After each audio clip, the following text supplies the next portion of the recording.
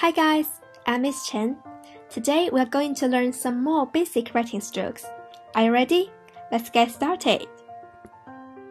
The first two strokes we are going to learn are the horizontal starting turning stroke and the vertical starting turning stroke.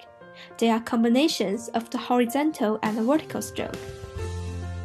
For example, this stroke here is the horizontal starting turning stroke, and this stroke here is the vertical starting turning stroke.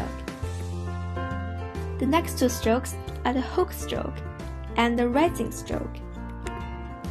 Let's look together.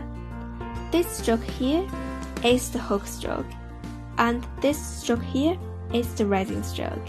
Sometimes we can see a stroke which is very similar to the hook stroke. For example, this stroke here is a combination of the vertical stroke and the rising stroke. So you need to pay attention to the difference. The hook stroke is always facing to the left, and the rising stroke is always facing to the right. Here is a small test for you. Can you tell which strokes the three characters are composed of?